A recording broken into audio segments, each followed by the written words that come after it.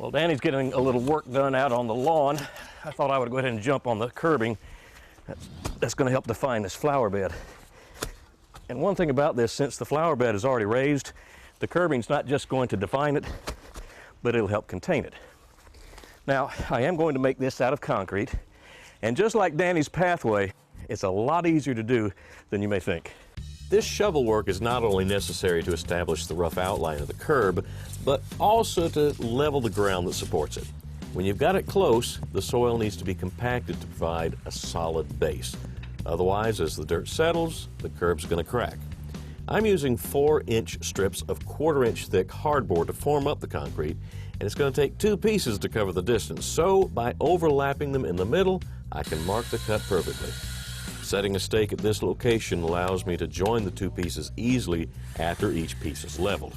If you're making an arc like this, you may have to make adjustments as you drive the stakes to get the kind of curve you want. Now, this hardboard bends easily enough, but that also means it'll need a lot of support when the concrete starts pushing on it. Our guide to concrete recommends a minimum of 5 inches for the curb thickness, so to keep a consistent thickness throughout the curb, I'm using several blocks of wood at exactly that dimension to offset the outside form board from the inside one. Once you get the curve right, you can level and attach the second form board to the stakes. I'm using screws for this particular job because I think hammering nails would knock the 1x2 stakes loose as I attach the forms. To complement the pathway that Danny created earlier, we're using the same Quikrete color formula to tint the concrete for our curb too.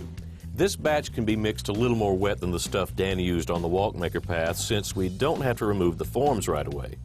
At first glance, you wouldn't think that this little curb would take that much concrete.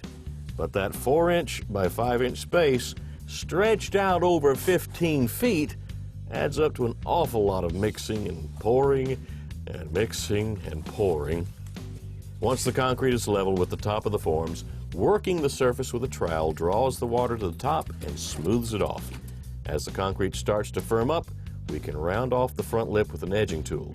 And about every 3 feet, I'll use a scoring tool to create an indentation. This way, if the concrete cracks, it should happen in this recess where it'll be concealed.